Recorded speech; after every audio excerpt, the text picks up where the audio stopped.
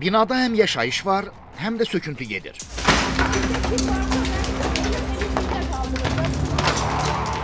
Nizami rayonunun Kamil Balakişiyev küçəsindəki binanın sakinləri ilə tikinti şirkəti arasında yaranan problem həllini tapmır. Mənim şəxsən özümün 2 otaqlı 42 kvadrat evim var. Çıxarışım var əlimdə. Bizə deyirlər ki, təmirsiz, buradan bina tikiblər, təmirsiz mənzil verirlər. Təmirli evim var, gedib baxa da bilərsiniz. Mən 2 otaqlı təmirli mənzilimi istəyirəm. Artıq heç nə istəmirəm ondan. Yaşayış yerlərini dəyişmək istəməyən sakinlər öz mənzillərinin yenisi ilə əvəz edilməsini, eləcə də təmir olunmasını tələb eləyirlər. 84-cü ildən buradayım. Bunlar mənim təmiri deyirəm ki, mənə super təmir lazım deyil. Ortası, nə gəl bax, mənim evim nə forma təmirdir, o hallı elə. Mən də istəyirəm ki, məni razı salsın, bizi razı salsın.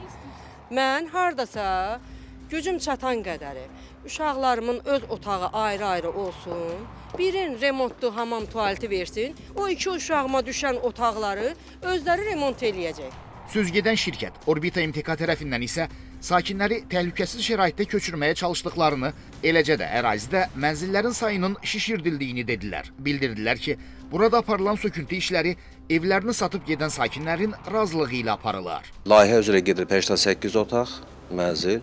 Amma bura gələndə artıq 129. Cəmaatın da köçürülməsi, əhalinin köçürülməsi razılaşma ilə gedir. 129 nəfərdən artıq 96 nəfərində razılaşma var. Binada mənzil və yaxud da ödəmə, bir dəfəlik ödəmə pul şəklində və bunlara 2 otaqlı, yeni tikilmiş xüsusi həyət evləri təklif olunur. O da vurğulandı ki, sakinlərə fərdi evlər Zabrat və Binə qəsəbəsində təklif olunur. Bununla razılaşmayan sakinlər məhkəməyə müraciət edə bilərlər. Nigar Polad, Yusif Kərimli, Ramil İbrahimov, Xəzər xəbər.